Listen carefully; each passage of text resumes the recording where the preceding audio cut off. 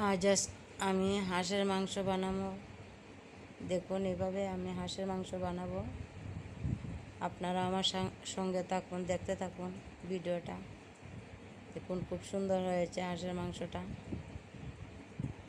খুব সুন্দর হয়েছে। এইভাবে বানানোর জন্য আপনারা আমার সঙ্গে থাকুন, ভিডিওটা দেখতে থাকুন। আর যদি ভিডিওটা ভালো লাগে তা লাইক কমেন্ট করবেন, পাশে থাকবেন, আমাকে সাপোর্ট করবেন। তো যাই, শুরু করা যাক।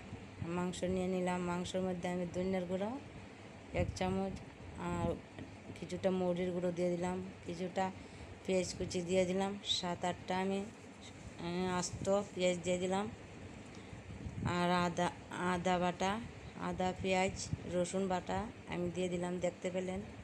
আর আলু টুকরো করে কেটে রাখলাম, দেখতে পেলেন। এদিকে হাঁসের উপরের বাকলটা যে ছিল আমি কড়াইতে দিয়ে একটু ভেজে নিলাম, আর একটু লবণ দিয়ে আমি মেখে নিলাম। আর এদিকে আলুর টুকরোগুলো আমি ভেজে নিলাম, দেখুন লাল লাল করে, খুব সুন্দর করে লাল লাল করে আমি ভেজে নিলাম। মোটামুটি আলুর টুকরোগুলো সিদ্ধ হয়ে গেছে, লবণ দিয়েছিলাম তাই সিদ্ধ হয়ে গেছে। ঢাকা দিয়ে দিয়ে সাঁতলিয়ে নিচ্ছি। তখন সম্বাসের জন্য আমি দিলাম গোটা এলাচ আর দারচিনি, আর সরিষার তেল দিয়ে দিলাম। সরিষার তেলটা গরম হওয়ার পর আমি দিয়ে দেবো পেঁয়াজ, তেজপাতা।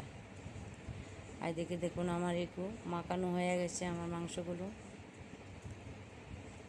দিয়ে দিলাম।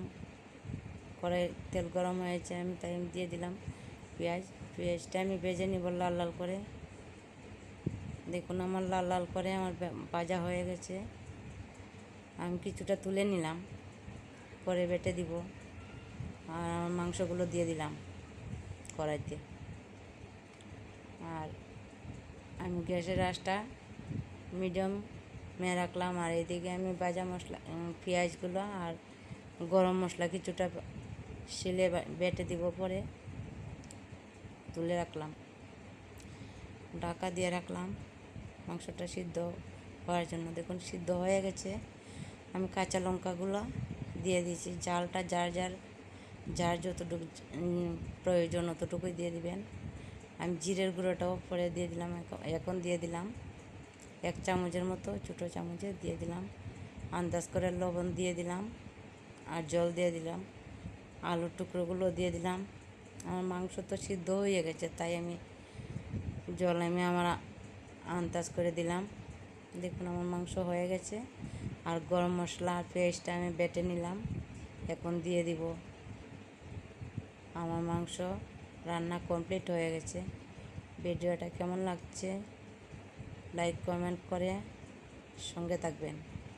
দেখুন আমার হয়ে গেছে। আর গরম মশলাগুলো দিয়ে দিব, পেঁয়াজ আর গরম মশলা আমি দিয়ে দিলাম। দেখুন আমার মাংসটা কেমন হলো, খেতে কিন্তু অসাধারণ হয়েছে। আপনারা এইভাবে একবার